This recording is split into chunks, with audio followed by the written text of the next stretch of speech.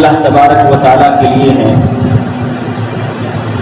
جو ہم سب کا خالق ہے، رازق ہے، مالک ہے، پالنہار ہے، جو رحیم اور غفور ہے، ہر لمحے جس کے ہزارہا احسانات ہم سب پر یکساں طور پر موجود ہیں۔ درود و سلام ہو ہمارے نبی محمد عربی صلی اللہ علیہ وسلم کی شخصیت پر۔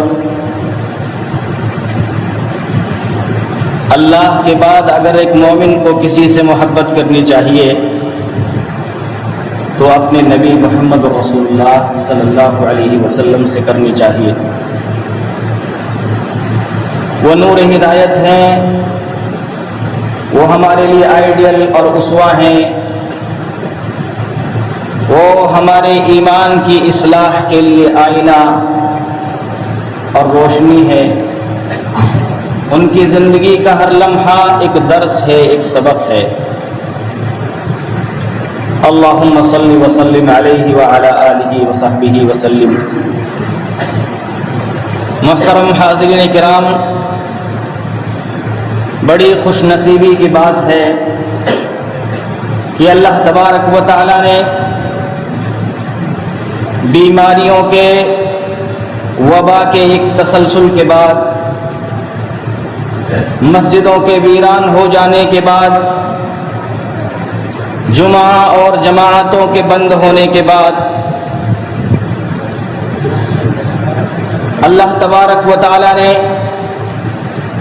ہم کو رمضان المبارک کے مہینے میں روزہ رکھنے کی توفیق عطا فرمائی۔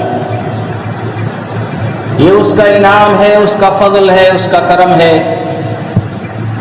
اگر ہمارے دل میں ایمان ہے، ہمیں اللہ سے پیار ہے، ہمارے دلوں کے اندر مسجدوں کی اہمیتیں ابھی زندہ ہیں، تو واقعی جب ہم اس بات پر غور کرتے ہیں کہ رمضان سے پہلے کتنے لوگ اس دنیا سے چلے گئے اور ان کے دلوں میں یہ حسرتیں باقی رہ گئی کہ کاش اللہ تبارک و تعالی رمضان المبارک کا مہینہ ہمیں عطا کرتا اور ہم روزوں کے ذریعے سے، اپنی نمازوں کے ذریعے سے، قیام اللیل کے ذریعے سے، قرآن کی تلاوت کے ذریعے سے اللہ کو خوش کر پاتے، راضی کر پاتے۔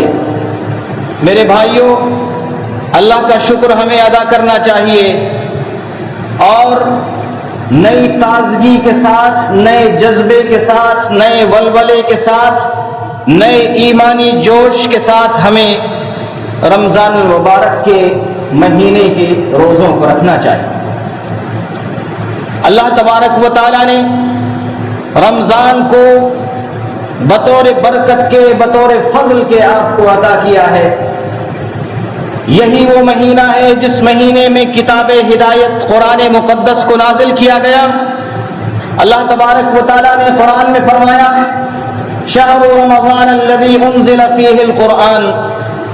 اے مسلمانوں، اے وہ لوگوں جو رمضان کے مہینے کی فضیلت کو نہیں جانتے، وہ جان لو کہ یہی وہ مہینہ ہے، رمضان ہی کا وہ مہینہ ہے جس مہینے کے اندر اللہ تبارک و تعالی نے قرآن کو نازل فرمایا۔ انزل فیہ القرآن، اس مہینے کے اندر قرآن کو اتارا گیا، نازل کیا گیا۔ کس لیے نازل کیا گیا؟ طاقوں میں سجانے کے لیے، جزدانوں میں رکھنے کے لیے، گلے میں لٹکانے کے لیے، تعویذ گنڈے بنانے کے لیے، شادی بیاہ میں بطور تحفہ اور گفٹ دینے کے لیے، خوبصورت رائٹنگ میں لکھ کر اپنی دکانوں میں سجانے کے لیے کیا اس قرآن کو اتارا گیا ہے؟ میرے بھائیوں، قرآن رمضان کے مہینے میں نازل ہوا۔ رمضان سے قرآن کا بہت گہرا تعلق ہے، قرآن کا رمضان سے بڑا گہرا تعلق ہے۔ اور اسی آیت کے اندر اللہ تبارک و تعالی یہ بھی بتلاتا ہے کہ قرآن کو کیوں اتارا گیا۔ ھدی للناس وبینات من الہدی والفرقان، قرآن کو لوگوں کی ہدایت کے لیے اتارا گیا ہے۔ قرآن کو بے راہروی کو دور کرنے کے لیے اتارا گیا ہے، قرآن کو بے ایمانوں کے ایمان کے لیے اتارا گیا ہے، قرآن کو جھوٹ سے سچ کی طرف آنے کے لیے اتارا گیا ہے، قرآن کو نشہ مکتی کے لیے اتارا گیا ہے، قرآن کو کفر اور ضلالت اور ظلمت سے نکل کر ہدایت کی طرف آنے کے لیے نکالا گیا ہے، قرآن کو اللہ سے دوری سے بچ کر اللہ سے قربت کے لیے اتارا گیا ہے، قرآن کو قرآن سے محبت کے لیے اتارا گیا ہے، قرآن کو محمد رسول اللہ کی اطاعت کے لیے اتارا گیا ہے۔ میرے بھائیوں، اللہ نے فرمایا ھدی للناس، یہ قرآن جو اترا ہے یہ کافروں کو ایمان کی طرف لاتا ہے، یہ لوگوں کی ہدایت کے لیے اللہ نے اتارا ہے۔ گویا کہ قرآن پاک کے نزول کا بہت بڑا مقصد اور سب سے بڑا مقصد یہ ہے کہ قرآن پاک اس مہینے میں اللہ نے جو نازل فرمایا وہ انسانوں کی ہدایت کے لیے نازل فرمایا۔ پھر اللہ نے آگے فرمایا فمن شہد منکم الشہر فلیصم، جو رمضان میں جس کو رمضان کے مہینے یا رمضان کا مہینہ جس کو نصیب ہو، جس کو رمضان کے مہینے میں روزے رکھنے کا موقع ملے، جس کی زندگی میں رمضان آئے، فلیصم ہو، تو اس کو چاہیے کہ وہ رمضان کا روزہ رکھے۔ ایسے شخص کے لیے جس کے پاس طاقت ہو، جس کے پاس کوئی شرعی عذر نہ ہو، جو مکلف ہو، جو بالغ اور عاقل ہو، جو مریض نہ ہو، ایسے شخص پر اگر رمضان کا مہینہ آتا ہے تو لازم ہے، ضروری ہے، اس پر فرض ہے کہ وہ رمضان کے مہینے کے روزے رکھے۔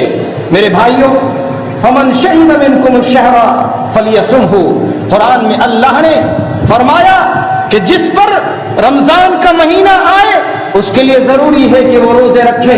اس سے پہلی آیت میں اللہ نے فرمایا کتب علیکم الصیام، تم پر روزے فرض ہیں۔ یہ نہ سمجھا جائے کہ روزے نفل ہیں، یہ نہ سمجھا جائے کہ روزے چھوڑ کر انسان دنیا اور آخرت میں کامیاب ہو سکتا ہے، یہ نہ سمجھا جائے کہ روزے ترک کر طاقت کے باوجود روزے چھوڑ کر اور روزے چھوڑنے کو فیشن سمجھ کر وہ دنیا میں وہ قوم کامیاب ہو سکتی ہے، ایسا نہ سمجھا جائے، بلکہ روزوں کو ترک کرنا اللہ کے غضب کو دعوت دیتا ہے، روزوں کو ترک کرنا ہلاکت کو دعوت دیتا ہے، روزوں کو ترک کرنا اس الہی آفات کا پیش خیمہ بنتا ہے، روزوں کو ترک کرنا اللہ کے غضب کا، اللہ کے عذاب کا سبب بنتا ہے۔ میرے بھائی، کہ تم نے جو دین سے دوری اختیار کی ہے، تم نے جو مسجدوں سے دوری اختیار کی ہے، تم نے جو قرآن کو طاقوں میں سجا کر رکھا ہے، تمہارے گھروں کے اندر جو قرآن غبار آلود پڑا ہے، تم نے قرآن سے بے وفائی کی ہے، تم نے اللہ سے بے وفائی کی ہے، تم نے اسلام کے خلاف جو جنگ چھیڑ رکھی ہے، یہ ساری مصیبتیں اسی کا سبب ہیں، یہ ساری مصیبتیں اسی کا خمیازہ ہے میرے بھائیوں، اسی کا ثمرہ ہے، اسی کا نتیجہ ہے۔ میرے بھائیوں، اگر آپ کے دل میں مسلمانوں کے لیے کوئی درد ہے، آپ کے دل میں اسلام کی سربلندی کے لیے کوئی خواہش ہے، آپ کے دل میں مسلمانوں کی ہلاکت کے تعلق سے اگر کوئی جذبہ زندہ ہے، تو یاد رکھیے اپنے آپ کی اصلاح کرنی پڑے گی، روزے رکھنے پڑیں گے، قرآن سے محبت کرنی پڑے گی، قرآن کی طرف آنا پڑے گا۔ آپ جانتے ہیں ہماری پریشانیاں، ہزاروں پریشانیاں ہیں دنیا کے اندر، جہاں بھی آپ دیکھیے وہاں پر مسلمان پریشان ہے۔ اقوام متحدہ جاتا ہے، مسلمانوں کی نہیں سنی جاتی، دنیا کی عدالتوں میں مسلمانوں کی آوازوں کی کوئی وقعت نہیں ہے، چاہے کسی بھی ملک کو آپ لے لیجئے، انٹرنیشنل طور پر لیجئے، نیشنل طور پر آپ اپنے حالات کو دیکھ لیجئے۔ اس کی وجہ یہ ہے کہ مسلمان غیروں کی عدالتوں کا رخ تو کرتا ہے لیکن اللہ کی عدالت کا رخ نہیں کرتا، مسجدوں کی طرف نہیں آتا، مسجدوں سے محبت نہیں کرتا۔ میرے نوجوان ساتھیوں، آپ سے میں خطاب کرتا ہوں، اللہ کے نبی صلی اللہ علیہ وسلم کی زندگی پڑھو، آپ کی سیرت پڑھو۔ آپ نے اپنے پیارے نبی کی سیرت کو نہیں پڑھا، ان کی زندگی کو نہیں پڑھا، اس نے پتھر کھائے، اس نے جو ہے گالیاں کھائی، ان کو جادوگر کہا گیا، کس کے لیے؟ آپ کے لیے، تاکہ آپ تک اسلام کی روشنی پہنچ جائے. جب آپ پڑھیں گے اللہ کے نبی صلی اللہ علیہ وسلم مکہ کی گلیوں میں اپنی عزت کو بچاتے پھر رہے تھے. مکہ کی گلیوں کے اندر اللہ کے نبی صلی اللہ علیہ وسلم مار کھاتے کھاتے, اللہ کے نبی گالیاں سنتے سنتے در بدر اللہ کے نبی صلی اللہ علیہ وسلم کبھی وہاں جاتے کبھی وہاں جاتے. اللہ کے نبی کے دل میں جو جوش تھا, جو جذبہ تھا, وہ جذبہ یہ تھا کہ اللہ کا پیغام لوگوں تک پہنچ جائے. وہ لوگ جو اللہ سے غافل ہیں وہ اللہ سے شناسا ہو جائیں, ان کے دل میں اللہ کی معرفت آ جائے. میرے بھائیوں یاد رکھو, میں اپنے نوجوانوں سے مخاطب ہوں. میرے بھائیوں آپ غور کرو, آپ تاریخ کو پڑھو گے, وہ لوگ وہ جو ہے نوجوان جنہوں نے اللہ کے نبی سے ملاقات کی, بیعت عقبہ ثانیہ ہوئی, دوسری بیعت ہوئی گھاٹی کے اندر, اللہ کے نبی صلی اللہ علیہ وسلم کے پاس حج کے موقع کو غنیمت جان کر بہت سارے نوجوان مدینہ سے آتے ہیں. انصاری صحابہ وہ اللہ کے نبی صلی اللہ علیہ وسلم سے کہتے ہیں, نبی پاک اسلام کے لیے آپ کو پریشان کیا جا رہا ہے, اللہ کے لیے آپ کو پریشان کیا جا رہا ہے, آپ کی قوم آپ کا ساتھ چھوڑ چکی ہے, ہم آپ کا ساتھ دینے کے لیے تیار ہیں, آئیے ہم اپنی بستی میں آپ کو اہلاً و سہلاً کہتے ہیں, آپ کو زمین دیں گے, آپ کو جائیداد دیں گے, آپ کو سیفٹی دیں گے, آپ کو عزت دیں گے, آپ کے بازو کو مضبوط کریں گے, آپ کی حفاظت کے لیے اپنی جان کو قربان کر دیں گے. جب آپ تاریخ میں پڑھیے گا, جب آپ سیرت میں پڑھیے گا, یہ جو لوگ تھے جنہوں نے اللہ کے نبی سے گزارش کی تھی یہ نوجوان تھے.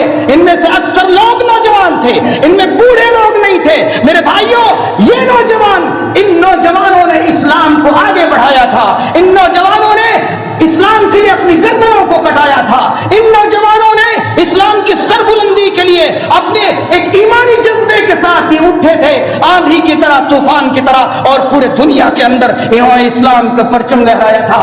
آج کا نوجوان, ہمارا یہ نوجوان جس کے کاندھے پر اسلام کی اور مسلم امت کی ترقی کی بنا ہے, مستقبل ہماری قوم کا ان نوجوانوں پر ہے. میرے بھائیوں یہ نوجوان کس قدر بے راہ ہو چکا ہے, تعجب کی بات ہے. آپ کی بستی ہو, چاہے کسی بھی بستی میں چلے جائیے, کسی بھی مسجد, آپ کسی بھی مسجد میں چلے جائیے, تراویح کے وقت, فجر کی نماز کے وقت, یہ نمازوں کے اندر آپ کو وہی لوگ نظر آئیں گے جو بزرگ ہیں, جن کی داڑیاں سفید ہو گئی, جن کو ایسا لگتا ہے کہ اب موت کب آ جائے کچھ پتا نہیں ہے. میرے بھائیوں ان بزرگوں سے یہ مسجدیں آباد ہے, ہمارا نوجوان ان مسجدوں سے دور ہے. میرے بھائیوں آپ میں سے ہر شخص, اللہ نے آپ کو عقل دی ہے, اللہ نے آپ کو سمجھ دی ہے, اللہ نے آپ کو مسلمان بنایا ہے. اپنے دل کے اندر ذرا نگاہیں ڈال کر ایک مرتبہ سوچو کہ تم نے اللہ کے لیے کیا کیا, اللہ کو راضی کرنے کے لیے کیا کیا. تم کو اللہ نے مسلمان بنایا تھا, لوگوں نے اسلام کے لیے گردنیں کٹا دی. لوگ جب اسلام قبول کیے, لوگوں نے جب اسلام کی آغوش میں لوگوں نے پناہ لی تو لوگوں کے گھروں کو اجاڑ دیا گیا, لوگوں کو گھروں سے بے گھر کر دیا گیا. کتنے مسلمانوں کو مکہ چھوڑ کر مدینہ جانا پڑا, کتنے مسلمانوں کو حبشہ ہجرت کرنی پڑی, بچوں کو چھین لیا گیا, ان کے کپڑوں کو اتروا لیا گیا, ان کی زمینوں کو جو ہے ہڑپ لیا گیا, ان کے گھر بار کو تباہ کر دیا گیا. بعض صحابہ کرام اپنے مکہ سے نکلتے ہیں, کپڑوں کو بھی چھین لیا گیا. میرے بھائیوں اس طرح سے مسلمانوں نے اس نعمت کو حاصل کرنے کے لیے قربانیاں دی ہیں. وہ نعمت جو گردنیں کٹا کٹا کر مسلمانوں نے حاصل کی تھی وہ ہم کو خاندانی وراثت میں مل گئی ہے. ہم کو نہیں معلوم کہ اسلام کی کیا قدر و قیمت ہے. اس سے پوچھو جس نے پہلے بتوں کے سامنے سجدے کیے ہوں اور بعد میں اس نے اللہ کے لیے سجدے کیے ہوں, ان کو اللہ کے سامنے سجدے کرنے میں کتنی لذت ملتی ہے. ہم نے ایمانی لذت کو نہیں چکھا, ایمانی چاشنی کو نہیں چکھا. میرے بھائیوں اللہ تبارک و تعالیٰ کی طرف لوٹو, اللہ کی طرف پلٹو اور اپنے آپ سے پوچھو کہ تم نے اللہ کو راضی کرنے کے لیے کیا کیا ہے. تمہارے درمیان غیر مسلم کے درمیان کیا فرق؟ غیر مسلم بھی اس رمضان کے مہینے میں دن میں کھاتا پیتا ہے, تم بھی کھاتے پیتے ہو, وہ بھی نماز نہیں پڑھتا, تم بھی نماز نہیں پڑھتے, وہ بھی اذانوں سے محبت نہیں کرتا, تم بھی محبت نہیں کرتے, وہ بھی مسجدوں کے اندر نہیں آتا, تم بھی مسجدوں کے اندر نہیں آتے. تمہارے درمیان ان کے درمیان کیا فرق ہے؟ پھر اگر فرق نہیں ہے تو تمہارے مسلمان ہونے میں کون سا امتیاز ہے؟ تمہارے مسلمان ہونے کا کیا فائدہ؟ ہوتی ہے. آپ کے پورے ہندوستان کے اندر ماحول بڑا خطرناک ہوتا چلا جا رہا ہے. اس ماحول کو عام ہونے سے پہلے اللہ کی طرف پلٹو, اللہ کی طرف رجوع کرو, مسجدوں کی طرف آؤ, قرآن سے محبت کرو, قرآن سے محبت کرو. یاد رکھیے, ہم نے, آپ سب نے اس بات کا مشاہدہ کیا ہوگا, ہم ہر رمضان میں اس بات کا مشاہدہ کرتے ہیں کہ جب رمضان کی شروعات ہوتی ہے تو ہمارا یہ نوجوان, ہمارا یہ مسلمان بڑے پرتفاق انداز میں مسجدوں کے اندر آتا ہے. پہلی تراویح میں ماشاءاللہ 3-3 4-4 صفیں ہوتی ہیں. اس کے بعد آہستہ آہستہ جو رمضان گزرتا چلا جاتا ہے یہ مسلمان مسجدوں سے دور ہوتا چلا. میرے بھائیوں, آپ کو نیکیوں کی ضرورت نہیں, آپ کو اللہ سے, اللہ کی رضامندی کی ضرورت نہیں, آپ کو قرآن کی تلاوت کی ضرورت نہیں, آپ کو سجدوں کی ضرورت نہیں. آپ کی پاکٹ میں, آپ کی جھولی میں ہے کیا کہ اتنے غرور میں مبتلا ہو؟ آپ کو مرنا نہیں ہے, آپ کو قبر میں دفن ہونا نہیں ہے, آپ کو اللہ کے سامنے کھڑا ہونا نہیں. ساری کائنات کے سامنے اللہ تبارک و تعالیٰ آپ کو کھڑا کرے گا. آپ کے ہاتھ میں پروانہ دیا جائے گا, کامیابی کا پروانہ دائیں ہاتھ میں اور ناکامی کا پروانہ پشت کے پیچھے سے بائیں ہاتھ میں. میرے بھائیوں, اللہ نے قرآن میں فرمایا وجوہ یومئذ ناظرہ الی ربہا ناظرہ. اس دن بعض چہرے سرسبز و شاداب ہوں گے, بعض چہرے کھل رہے ہوں گے, بعض چہرے تر و تازہ ہوں گے, اپنے رب کے دیدار سے مست ہوں گے, اپنے رب کو دیکھ رہے ہوں گے. لیکن بعض چہروں کے تعلق سے اللہ نے فرمایا بعض چہرے, وہ چہرے جو مسجدوں میں نہیں آتے, وہ چہرے جن کی پیشانی پر جو ہے سجدوں کے نشان نہیں ہوتے, وہ چہرے جو اللہ تبارک و تعالیٰ سے دور ہیں, جن چہروں پر ایمانی نور نہیں ہوتا, قیامت کے دن وہ چہرے سوکھے ہوئے ہوں گے اور ناکامی کی بنیاد پر وہ مارے خوف اور دہشت کے اترے ہوئے. میرے بھائیوں, یہ رمضان کا مہینہ, اس کا دوسرا جمعہ ہے. ہم اس رمضان کو غنیمت جانے میرے بھائیوں, غنیمت جانے. اور بالخصوص یہ نوجوان قرآن کی تلاوت کرو, قرآن کی طرف آؤ, گانے بجانے کو چھوڑ دو. اللہ تبارک و تعالیٰ کو بہت ناراض کر لیا, اللہ کو راضی کرنے کی کوشش کرو. یاد رکھیے, یہ مسلمان اللہ کی عدالت میں اس کے لیے فیصلہ ہو سکتا ہے, دنیا کی عدالتوں میں اس کے لیے عدل نہیں مل سکتا, انصاف نہیں مل سکتا. اللہ ہی سے دور ہو جاؤ گے, تم کو عزت کہاں سے ملے گی؟ اللہ ہی سے دور ہو جاؤ گے. جب چاروں طرف سے لوگ جو ہے ٹوٹ پڑیں گے, اس وقت کون تمہاری حفاظت کرے گا؟ اللہ تبارک و تعالیٰ تمہاری حفاظت کرے گا. آپ اپنے نبی کی زندگی کو پڑھو, اپنے نبی کی زندگی سے سبق لو. وہ نبی مکہ کے اندر اکیلا تھا, مکہ کے اندر اکیلا, صرف آپ کی بیوی حضرت خدیجہ آپ کا ساتھ دیتی, آپ کو تسلی دیتی. آپ جب گھبرا جاتے ہیں تو کہتی ہیں کہ اللہ آپ کو ضائع نہیں کرے گا. محمد رسول اللہ اکیلے ہوتے, چاروں طرف سے دشمن, چاروں طرف بت پرستی, اور خانہ کعبہ کے اندر لوگوں نے بت نصب کر رکھے ہیں. میرے بھائیوں, اس اکیلے انسان کی اللہ نے حفاظت کی. کیوں؟ اس لیے کہ اس نے اللہ کو راضی کرنے کی کوشش کی. میرے بھائیوں, اگر ہم اللہ کو راضی کرتے ہیں, ہم اپنے رشتے کو اللہ سے جوڑتے ہیں, اللہ سے قوی کرتے ہیں, اللہ سے مضبوط کرتے ہیں, تو میرے بھائیوں پوری دنیا اگر مل جائے تو آپ کی بستی کا بال بیکا نہیں ہو سکتا ہے. لیکن اگر ہم اللہ سے دور ہو گئے تو دنیا کے بھیڑیے جب چاہے آپ کو نوچ لیں گے, جب چاہے آپ کے گھروں کو مسمار کر دیں گے, جب چاہے آپ کے ایمان کو ختم کر دیا جائے, جب چاہے آپ کی عزتوں کو لوٹ لیا جائے گا, جب چاہے آپ کے گھروں سے آپ کو بے گھر کر دیا جائے گا. میرے بھائیوں, یہ جو وقت ہے یہ سنبھلنے کا وقت ہے, یہ سدھرنے کا وقت ہے. رمضان کا مہینہ ہے, توبہ کا مہینہ ہے, قرآن کی تلاوت کا مہینہ ہے, استغفار کا مہینہ ہے. اپنی مسجدوں کو آباد کرو, ان مسجدوں میں تراویح کے اندر آؤ, ان مسجدوں میں کثرت سے نفل پڑھو, ان مسجدوں کے اندر آ کر قرآن کی تلاوت کرو, اپنے بچوں کو لاؤ, ان نوجوانوں کو ان مسجدوں سے محبت پیدا کرانے کی کوشش کرو. ان نوجوانوں کے لیے جو ہے طرح طرح کے پروگرام رکھو, افطاری پروگرام رکھو, شادی کے پروگرام رکھو. یہ نوجوان اس مسجد میں آئے گا, قرآن کی تلاوت کرے گا, اللہ سے محبت پیدا ہوگی. میرے بھائیوں, دنیا کی سب سے بہترین جگہ یہ مسجدیں ہیں, اور دنیا کی سب سے خراب ترین جگہ بازار ہے. ہم بازاروں سے محبت کرتے ہیں. بعض لوگ صبح گھر سے نکلتے ہیں, شام کو بازار سے آتے ہیں میرے بھائیوں, اور مسجدوں میں نظر نہیں آتے. ہم کن جگہوں سے محبت کر رہے ہیں؟ ہماری زندگی کا رخ کس طرف جا رہا ہے؟ میرے بھائیوں, ہماری زندگی کا رخ اسلام کے خلاف جا رہا ہے, اور اسی بنیاد پر ہم دنیا کے اندر ذلیل ہیں, دنیا کے اندر صحابہ کرام کی زندگی پڑھیں گے آپ کو معلوم ہوگا حضرت عمر رضی اللہ تعالی عنہ نے اپنے زمانے میں حضرت ابی ابن کعب رضی اللہ تعالی عنہ کو امامت کے لیے مقرر کیا، تراویح کی امامت کے لیے، تہجد کی امامت کے لیے۔ میرے بھائیوں، ہمارے نبی سال بھر ہمیشہ تہجد پڑھتے تھے، اللہ کے نبی پر تہجد کی نماز فرض تھی، ہمارے لیے سنت مؤکدہ ہے، ہم کو پڑھنا چاہیے۔ اللہ کے نبی ابھارا کرتے تھے تہجد پر، اور اللہ کے نبی صلی اللہ علیہ وسلم پڑھا کرتے تھے۔ اللہ کے نبی نے جماعت کے ساتھ تہجد کو پڑھا ہے، لیکن آپ نے لگاتار اس لیے نہیں پڑھا کہ کہیں یہ فرض ہو جائے تو یہ امت اس کی طاقت نہ رکھ پائے، لیکن اللہ کے نبی کی وفات کے بعد یہ خطرہ، یہ خدشہ ختم ہو گیا۔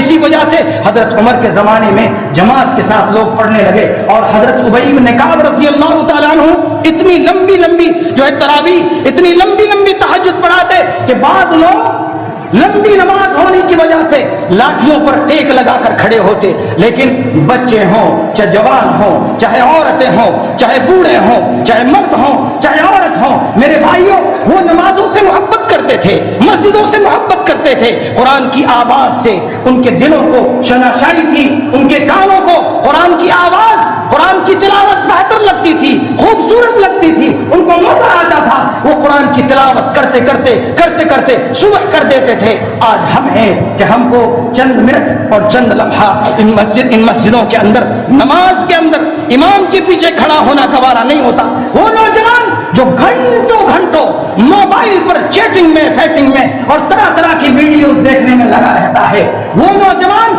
ان مسجدوں میں 5 منٹ دینے کے لیے تیار نہیں ہے۔ آپ نے خود اپنی بربادی کے اسباب مہیا کر رکھے ہیں، آپ خود خودکشی کر رہے ہیں۔ اگر آپ مسلمان ہیں اور مسلمانوں کے تئیں آپ کے دل میں درد ہے تو آپ رمضان کے مہینے میں 5 وقتہ نماز جماعت کے ساتھ پڑھ کر، فجر سے پہلے اٹھ کر 2 رکعت نماز پڑھو، اللہ کے سامنے ہاتھ پھیلاؤ، 2 قطرے آنسوؤں کی گراؤ، ان مسلمانوں کے لیے دعائیں کرو، اور اپنے آپ کو سدھارو، سنبھالو، ایمان کی طرف آؤ، اسلام کی طرف آؤ۔ انشاءاللہ العظیم اللہ تبارک و تعالی وَيَمْكُرُونَ وَيَمْكُرُ اللَّهُ، یہ مکر کرتے ہیں، یہ تدبیریں کرتے ہیں، اللہ اپنے بندوں کے لیے تدبیر کرتا ہے۔ واللہ خیر الماکرین، اگر ہم اللہ کے بن جائیں گے تو اللہ ہمارے لیے بہتر تدبیریں کرے گا، اور ان کی تدبیر کو ان کی ہلاکت بنا دے گا۔ اللہ تبارک و تعالیٰ سے دعا ہے کہ اللہ تبارک و تعالیٰ ہم کو نیک عمل کرنے کی توفیق عطا فرمائے۔ اللہ تبارک و تعالیٰ ہمیں اپنی مسجدوں کو اپنے سجدوں سے آباد کرنے کی توفیق عطا فرمائے۔